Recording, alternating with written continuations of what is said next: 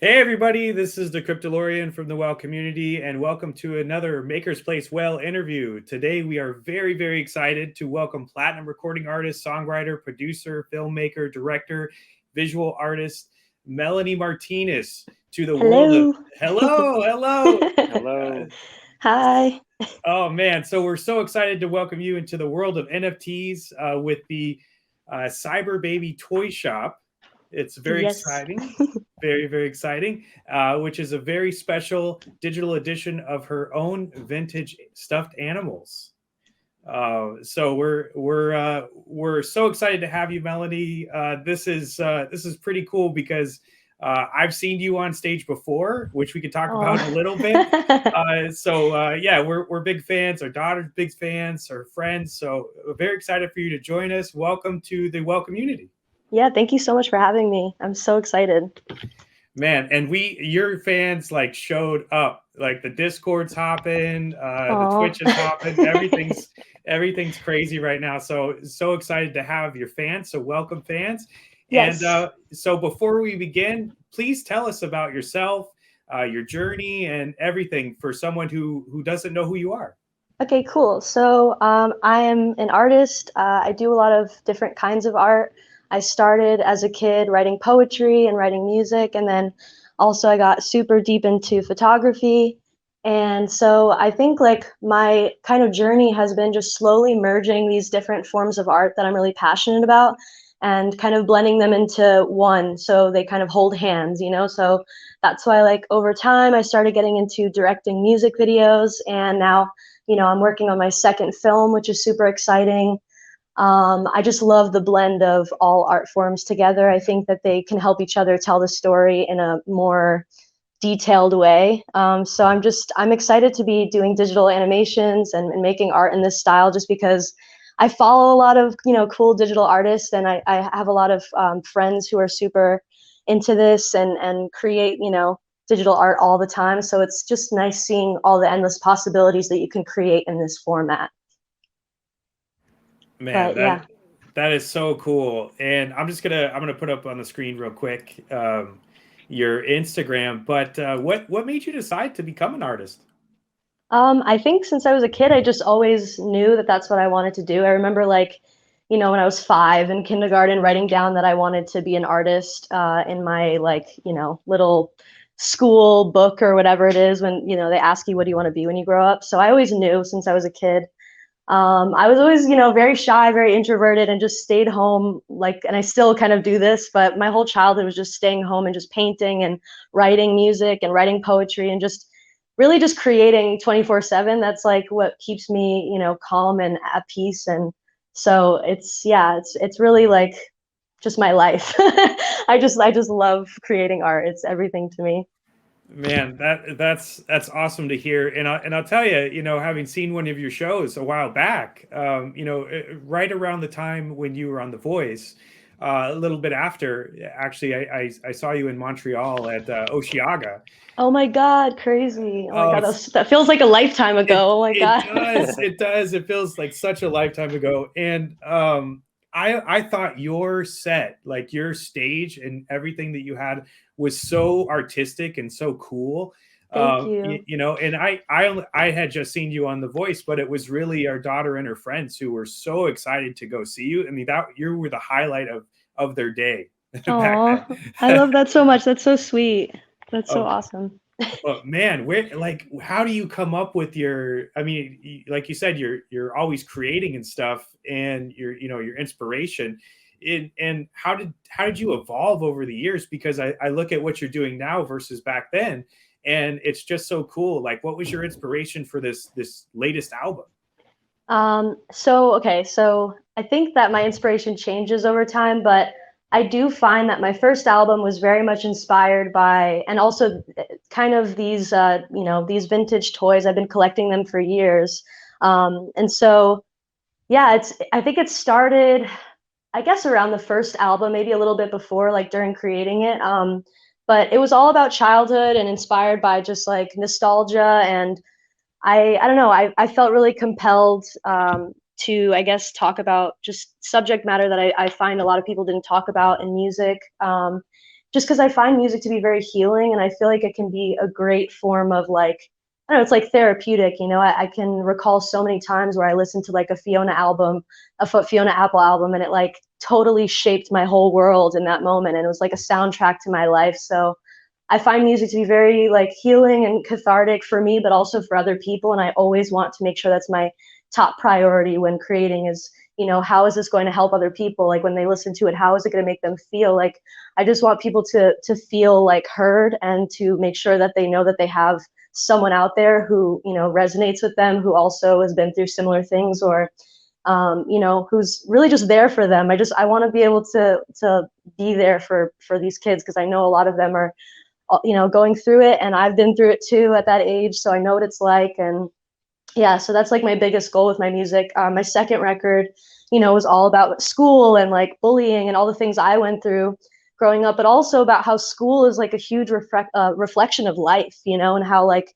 you encounter the same types of people and the same patterns that you do in school in your adult life, and it kind of prepares you for that. So you know, and the systems of power that exist in this world, you know, that is really what that album is about, and that film is about. So yeah, I'm just like I said, my inspiration changes over time, but it's usually about things I've been through. And my favorite thing about creating art and what I do, I think, is, you know, focus on the contrast between light and dark. I feel like, you know, it's just for me, like the way that I create is always like trying to make sure that the visual is like this, giving off this light where it's like, you know, pastel colors and everything is like very vibrant and like almost just like it's like candy coated, you know. And then behind it all there's like this raw authentic truth of life and deepness to life that exists that a lot of people don't want to talk about. But I think that talking about it in a way that's, you know, where there's kind of this like sugar coated facade a little bit, can help ease people into these uncomfortable topics and help people talk about it and have these like uncomfortable conversations. So yeah, that's, yeah. Oh man, that is such a fantastic answer. And honestly, you know, coming back, so I, to be honest, so I saw you back at Oshiaga. I'm an older dude, you know, and and I haven't seen a lot of what you've been doing now. And but the, you know, your fans and our daughter and everything, they absolutely love your message and everything, and it shows. I mean, from what you just said, I mean, you definitely are very thoughtful and very creative. Thank you. But Thank you so man, much. like you said, your experience when you were, you know, younger. I mean, one of the questions I had, because I watched you on The Voice, and we were voting for you like big time. Thanks. You were definitely our favorite that year.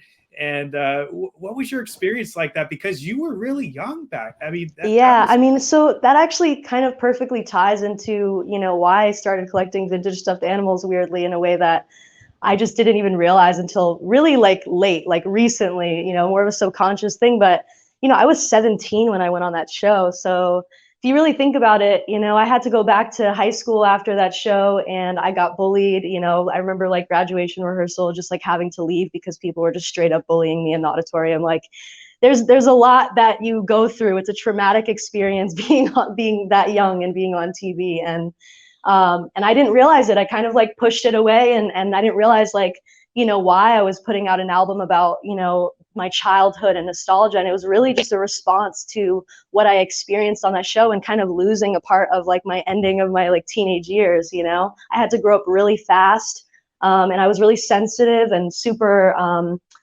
yeah, just really sensitive. So being on TV for the world was just such a crazy thing for me to experience. I don't think I processed it. So I think like collecting these like stuffed animals and also obviously they're handmade and they're beautiful like little creatures, but like big part of it and kind of what I'm like releasing now in my life is like just realizing that I kind of associated these objects with holding on to a part of my childhood that I felt like I lost a little bit. So yeah, it's a really deep subject matter for me with particularly with The Voice and stuff. It was a heavy experience for me, but I'm grateful to be where I am now because I feel like I'm really transforming through these things and recognizing these patterns in my life and just trying to break through and grow and evolve. You know, that's my biggest goal in life is to just evolve and keep creating based off of where I'm at in the moment. Man, that is such a fantastic answer, and I'm really sad that folks were bullying you because and I hope you gave it back to him a little bit because Oh no, that's I just ignore it. good, You good. have to at a certain point. I've dealt with bullying my whole life. I'm just so over it. At this point, I'm just like, you know what? Like, I had a lot of like people pleasing tendencies because of it. And I think now I'm just at the point where I'm like, you know what? Like, I'm my own person. I live my own life. Nobody knows what goes on in my own life. And that's it. That's just what it is. So, Yeah, yeah, I have empathy for everyone. So I also understand that people just project their own insecurities onto other people. And I'm glad that I know that because that's why I want to be here for these kids because I feel like they go through it every day. And, I read about it all the time. Like they send me DMs and all this stuff. And it's heartbreaking because I wish that I could just be like, hey, like it's going to get better. But, obviously you have to go through shit before you can really come out the other end. So yeah, it's a lot. Like I feel for them. I really do. it's true, and you know what? Shame on them because honestly, and even thinking back to when we saw you, all of our like everyone thought you were a badass. So Thank you. yeah, I mean everything. We love the hairstyle, everything. Thank So you. shame on them, and you know what? You're better for it. Like you said, you go through some stuff, and then you're stronger. So Exactly. it's awesome, and it comes through. It really does come through. Thank you. So one of the subjects we want to talk about, because I did watch a little bit of your videos and whatnot on Instagram, and one of the things was with lockdown. What has been your experience without having to do your shows? Because you look really active. You look like you're trying to get engaged with your community a lot and your fans. And tell us a little bit about how lockdown's been treating you. Yeah, I mean, obviously, COVID has been really hard for everyone. And I know for a lot of other artists, like friends of mine, we've been talking about it, just how it affects touring. And I miss tour so much. I miss connecting with people. I feel like it's the only chance you really get, like, to be in person with people and really, like, feel the energy in a room. And so I miss that, like, a lot. And that's what I'm trying to get back to. So I've just been creating like I usually do. I started picking up different hobbies. I'm really into aerial hoop right now, so that's like something I've been doing like just daily. But yeah, like I'm just trying to find little ways to keep my peace and obviously protect my health and spend time with my loved ones, my family, my friends, my dogs. Like I'm just trying to stay present. I think it's really hard because we don't know what the future looks like, and I'm just trying to stay positive, really, like everyone else. Yeah, that's totally all you can do for sure, Yeah. and that's awesome. And I see that you have done a few shows here and there, so get a little time out. So that's Yeah. that's amazing. That's Yeah, amazing. that was really fun. Outside Lands was super fun, and the Halloween show was like just on another level. It was so nice again connecting with people again and seeing everyone's faces. Like, yeah, it's just so much more. I don't know. It's better. I miss touring. I love playing shows because obviously you can hear the music live and playing it and getting tapping back into the feeling of when you were creating the music is really powerful. And yeah, so I'm just excited to hopefully get back into touring, hopefully like end of this year. I mean, that would be ideal. Yeah, But we'll would see. be that'd be awesome. And having seen you live, I got to say you're really good at it. Thank you. Thank you. It was like I said that day. I mean, there was a lot of big headliners, and we loved your show probably the best Oh out of wow, that's so everybody. sweet, man. Thank you. I'm not just saying that because you're here with us. I appreciate it. So just to pivot a little bit, so now we're talking about NFTs. You're an artist, you're a songwriter. I mean, you do like everything, right? But NFTs, how did you get into NFTs? Like, what's your experience so far?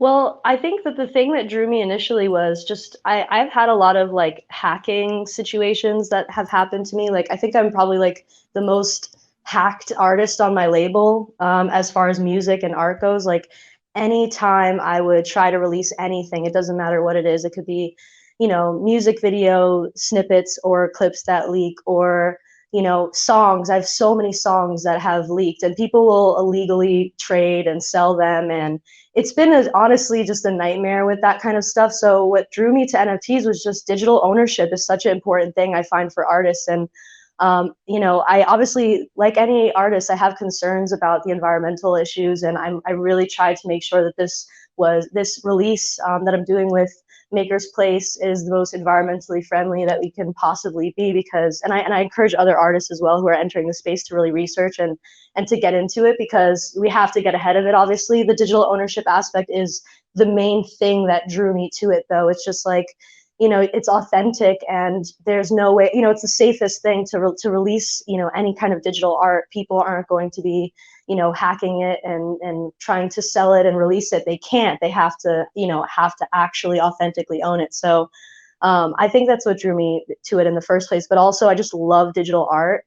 And I've done digital art collaborations before for like my album. I did one with Josephine Johnson, she's amazing. Her name is Pastelle on Instagram, for anyone that doesn't already know. I'm sure my fans know, just because, they have seen the snippets from the K through 12 release. But I'm a huge fan of digital art. Like I said, there's endless possibilities, and there's so much that I want to do with digital art. And I find that NFTs were just kind of a natural transition with digital art. So yeah, that's kind of, I think, that's really what drew me to it, I guess, in the first place. That's really amazing. I love it. Especially like, if you were to go to a concert, that is your literal music community right there to support you, and NFTs are just another way to do that through the digital, landscape. And how do you plan to, curate and grow your community like digitally through your NFTs?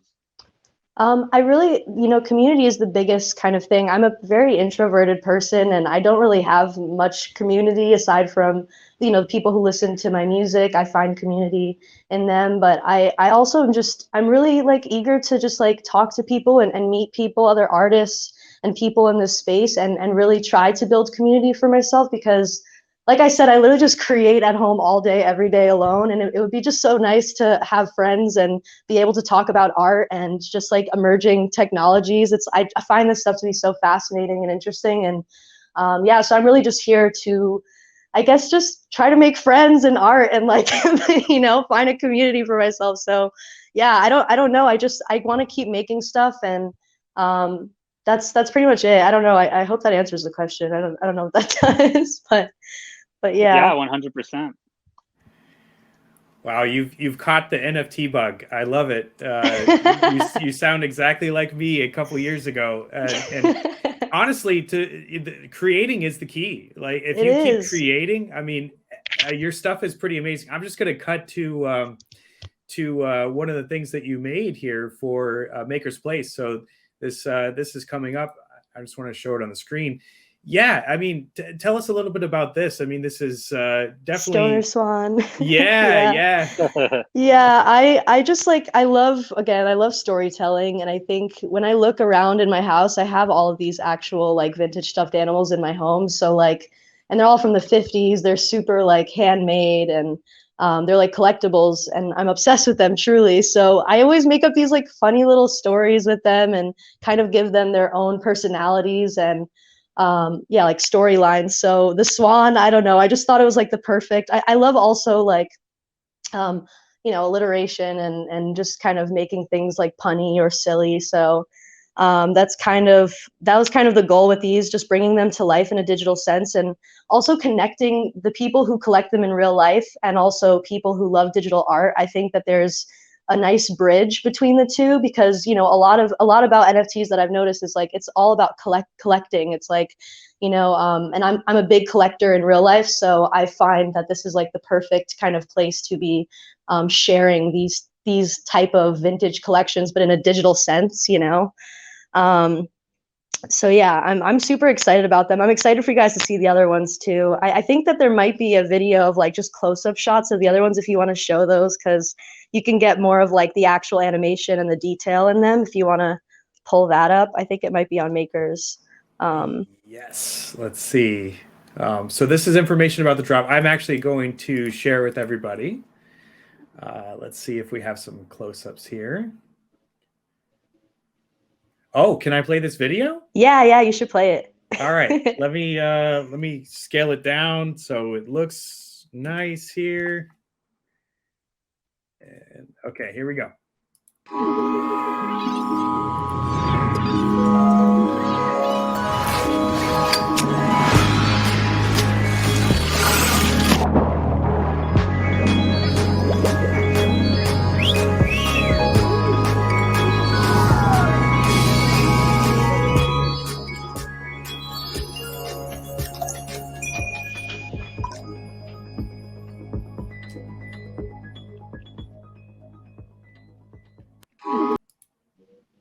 Wow.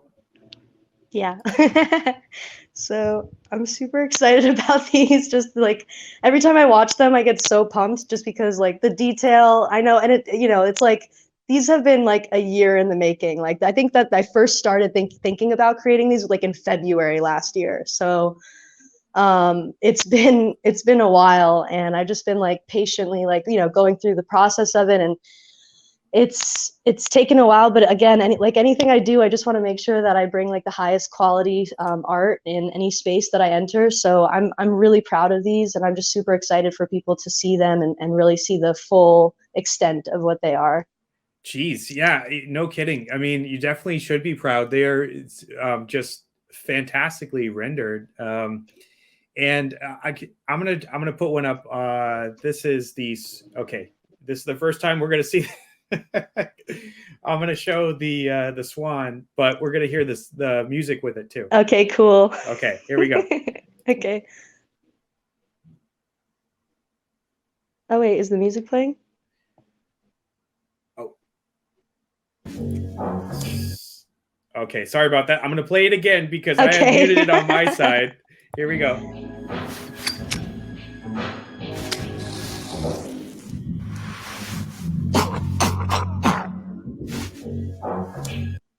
Man, that's that's awesome. That's amazing. Wow. Thank you. Yeah. I'm super excited about them. Like I'm like giddy about it, really. I'm just looking at some of the reactions for all of your fans and the people that came to support you, and they're so excited. I mean, they are just going crazy here. I love it. Man, and our Discord is just blowing up. I mean, this is probably you're probably one of the most popular people we've had on the show. That's so crazy. That's so crazy. I just want to, they can hear me obviously right now, right? Like, yeah, I just want to tell them I love them because the support is seriously like unmatched. Like, I just feel so incredibly grateful for them every step of the way throughout my whole just like career and making art. I feel like they've always been there, and I just want to thank them endlessly and just send them a lot of love. So I love you guys. Man, that's fantastic. I'm so glad they came out to support. And honestly, this drop looks so good. I'm just working kind of on the back end here to pull up my screen a little bit better. But tell us a little bit. So now this is just a few days away, right? Yes, on the 27th it comes out. Okay, so it looks like we have about 3 days on the 27th. That's fantastic. And how many? I'm going to pull this up here. Tell us about the additions, what you're thinking about, just anything, any type of details you can get into this. Yeah. So, okay. Basically there are 5 of them for this first release that are being released on Thursday. And there's going to be one of them, the Stoner Swan, obviously, which is auction only. There's going to be stills that are just open. So they'll be open for 24 hours. The stills are, when you buy a still, you're entering a chance basically to, in that same animal, like say if you buy a still of, the claustrophobic teddy bear is one of them. If you buy a still for the teddy bear, then you could potentially, you're like entering almost in a way to win a actual animation of that you can have. So that's, kind of a fun thing for people. But yeah, like I have 5 of them. There's the emo elephant, there's the dairy cow mother, there's the claustrophobic teddy bear, there's the narcissistic duck, and there is the stoner swan. So those are the 5. Those names are so cool. Like, where do you come up with that? It's just I honestly, fantastic. I literally just sit down for like hours and just like chill and try to like, I think creative process for me is so weird because I always describe it as like, I have these little antennas on my head and I just wait for some sort of signal to hit or like for them to be pinged by the universe and then I just materialize it. So a lot of times it feels very out of body and I don't even realize what I'm writing or what I'm doing. And I just look down and I'm like, oh, wow, that's actually really cool. Maybe I should do that. So, yeah, it's like little antennas just picking up the signal, you know? Man, these look so good. Like the Thank steel, you. and I love the mechanics of this, and this is fantastic. I love that you're getting into the space because, like, when you look at your Instagram and the amount of stuff that you're creating, like you said, it just feels natural. Totally. Yeah. Wow, this is fantastic. Thank you. Yeah, and you couldn't have. I mean, you couldn't have picked a nicer place to release this on I Makerspace. know. Yeah, for sure. That team is so cool. Yeah, I really love them. It's super exciting working with them for sure. That's awesome. So before I switch over to a little bit from the audience, do you have Fabio? Do you have any other questions to ask? Yeah, one thing that was kind of more broad but still relating to NFTs was just how you see artist empowerment growing through NFTs or anything revolving, yeah, like an artist retaining their own autonomy. Hmm. Yeah, I mean, like I said, digital ownership is the biggest thing that I find to be very important. And I know, a lot of other artists deal with cyber attacks as well. And this is like a great way to be able to avoid that and to protect your art. Especially in a day and age where literally people are just constantly like, they're like editing things and putting it out for themselves. And like, there's just so much of that going on with social media. So it's nice to be able to protect your art. I think that's the biggest thing that I would say for people to consider, but also like, I think as the space develops and people find more like environmentally friendly ways of doing this type of making NFTs and creating art in the space, I think the more people will feel empowered to step through and really release stuff in this space and again be a part of a bigger community, because that's another thing. Like I was talking to one of my friends who's a digital artist. Her name is Pastelle, like I said. She's one of my favorites. And she was telling me how she's like found like a real community in this space. And I think that's an important thing to understand, is that if you're an artist and if you're like me and you're shy and introverted, I feel like this is a great way of like making friends and creating a space that's like safe for your art. So that's really, I guess, my take on it.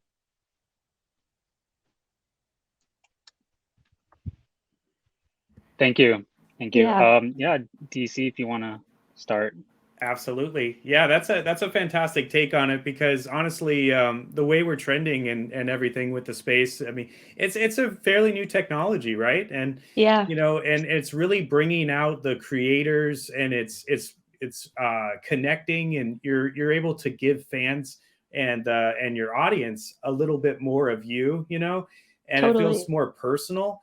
And I love that, and it's really growing the collaborations of and we're kind of experiencing this revolution of art and music and everything kind of combined, which is something that you're actually really good at. Is the visual? You give people a visual of what you're thinking, like what's going on in your mind when you do a show, and then you're singing and you're doing it's a very artistic thing. And I think the NFTs, we have a few issues to solve, right? But Yeah. I think we're close, and I think Totally. that once we do solve them, it's just NFTs are going to just explode even further than they already have. Yeah, I definitely agree with that for sure. Man, that's so fantastic, and and again, I think that your first drop is fantastic, and I think it's going to obviously from what your fans are saying, it's going to be a very popular one for sure. Yeah, I'm super excited about it. Thank you so much for having me again. Like I'm just like, I feel very like welcomed, and it's really nice. Thank you so much. I appreciate it. Absolutely. And, I'm so glad that I got to do this. It was on a whim. And when I read your name, I was like, Maggie, that's our daughter. And, Aw. her friends, Layla and Jack, they're super supportive of you. Oh, And that's so sweet. Tell them I said thank you. That's really awesome. oh, absolutely, absolutely. And if you wouldn't mind, I have a few questions from the audience that I would love to give Yeah, you. for sure. Awesome. So how would you define your fashion and aesthetic nowadays compared to when you first started in the industry? I think that like the only thing that's really changed, I mean, well, actually, when I first started, it was a lot more like vibrancy with my color palette. And I don't think I was as refined. I think when I was like a kid, I was super into just like wearing whatever, like in the moment. I was usually vintage, and I would just kind of, alter stuff here and there, throw little accessories on it and whatever, and kind of just go. I got made fun of for my style as a kid, just FYI, but like as I got older, I feel like I totally kind of started to refine it. But it's always been just a love for vintage and just reusing, different vintage materials that I have on a daily basis. And also right now, I think the biggest transition that I've had in with style is just honestly like I love handmade stuff. So like I'm on this really crazy kick right now with just like, like I'll find like random people on like Depop that like live super far away or something, who are just like making like these really beautiful like hand knit like tops and hats and different things. And I just love supporting like these, like a lot of them are super young and starting this like business for themselves. So I love supporting people who are just creating and making stuff just for fun. So yeah, that's probably the biggest change in my style, is I'm wearing a lot more like handmade stuff from people. So yeah. That's awesome. And yeah, your vintage stuff actually speaks to me a bit, because I grew up with a very crafty mom who loved that type of stuff. That's And awesome. yeah, she was an artist herself. And man, yeah, I totally get like all those vintage postcards and everything. They, Yeah. some of your art, it definitely hits home. So that's Oh, awesome. that's awesome. Yeah. Yeah. Do you ever see yourself going to a singular colored hair? If so, what Oh, color? wow. That is a very interesting question. It's something that I think about, not for myself, but for like my character in my art. Like when I make music, I look at it as like a separate thing. Crybaby is like the separate character to me. So I think over the years, I've been trying to separate more and more, because I think it's healthy for my mental health more than anything, to separate between me and the character. So I think eventually I'm probably going to experiment with different hairstyles and different hair colors for my character. But as far as me and my own personal life, I think I'm probably gonna die in this hair. Like if I'm being completely frank, I just, I don't see myself with any other hair color. So at least for my own personal life. But in art, I'm sure I'll change it up a bunch. Wow, that's awesome. Yeah, I feel you there. If I had hair, man, no, it's funny you say that folks bullied you, because I honestly I think that's so cool. What you did with your hairstyle and everything. Wow, these kids Thank are you. pretty lame, to be honest with you. Yeah, I mean, it's all good, Like I said, I have empathy for everyone, so I don't really think too deeply about it. I'm just like, I get it. Like, if you're going through stuff and it makes you feel better to make fun of me, like, I'm just grateful that I'm strong enough to handle it. Absolutely, and those kids, man, yeah. Yeah. I loved You when got. you oh Go ahead, Fabio. No.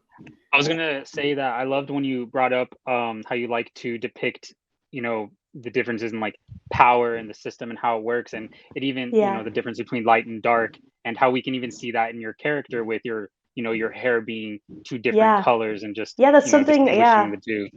Totally. That's something that I always think about. I feel like, and it's even weirder. I mean, just to go even deeper on that, like, I genuinely feel like it's my purpose in life to have this kind of contrast, or to bring that like dichotomy or duality, or just into my art and into the world. Just because when I was a kid, I mean, like, well, when I was in, I guess, in my mom's womb, when I was like going to be born, my mom was going to name me Katarina, which means pure light. So for the whole 9 months, she was so convinced she was going to name me Katarina.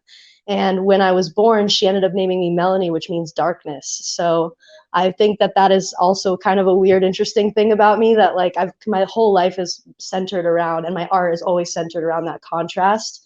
And this was the first time when I was 16, it was the first time I ever dyed my hair. I didn't even bleach my hair prior at all. So the first time I ever touched bleach, I decided to do this, and I just haven't looked back. So yeah, it's definitely a very natural thing for me. Man, that's awesome. Man, you're sharing all kinds of good stuff with us. I love it. This is a fun one. Would you ever consider being a judge on The Voice? Oh, probably not. I don't think being in that environment would make me happy, to be honest. But probably not, to be honest. Yeah, probably not. Yeah, there's a lot going on there. Yeah, for sure. And what is your favorite sugary treat? Ooh, I think chocolate chip cookie rules all desserts. So I will say that because it's a classic, and it's really the only thing that I ever crave is just like a good classic warm chocolate chip cookie. Thank you. Yeah, that's something that we will actually travel in a snowstorm. Minus 20 degrees Fahrenheit, we'll travel to the store and grab a couple bag of chocolate chip cookies. I feel you. Oh man. So Melanie, this has been fantastic. We've had so much fun having you on, and we do really appreciate you coming on. You're just such a great artist, and I'm really, really excited for your drop. Thank you. And just to go over things a little bit before we actually sign out. So again, we're 3 days away from the drop, happening just a few days from now. And anything you'd like to say for your fans and everyone watching before we actually cut out? Just that I love them so much. Again, like I always want to send them love, and whatever they're going through today, I know they're going to make it through it, and I'm there with them in spirit. That's all I want to say to them. Awesome. And one final tidbit for us. What's next? What's after this? Ooh. Well, I'm working on my album, and I finished writing my script for my film. I know people are there, they're asking me this, so I might as well talk about it. But we're just waiting right now I think COVID has kind of disrupted film and music and all these different, places. So I'm just kind of waiting to see how things move, to be able to finalize things and figuring out, all the other stuff that people don't really think about with making a film. It's like, writing a script is just like one part of it, but then there's all the other stuff that comes. So I'm just kind of waiting for things to move on that. But and as far as my album, I'm pretty much finished writing it. I'm just working on production stuff and mixing, mastering, stuff like that. And I am hoping, I don't know if I should even say this. I feel like I'll get in trouble for saying this, but I'm going to say it because I think they deserve to know, and I'm eager to tell them.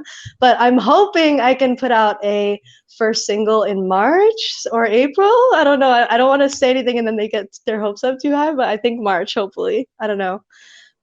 So yeah, that's something exciting. Oh man, thank you so much for sharing. Yeah.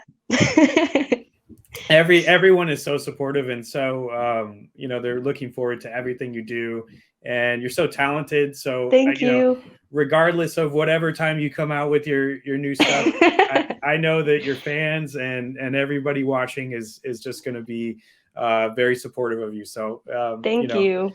Oh man, it was so cool. And with that, I'm gonna actually play the Stoner Swan again. Okay, cool. For everybody, and then we'll sign out. And feel free, if you'd like to stay a little bit after the show, after I cut off, please do. Cool. All right, here we go.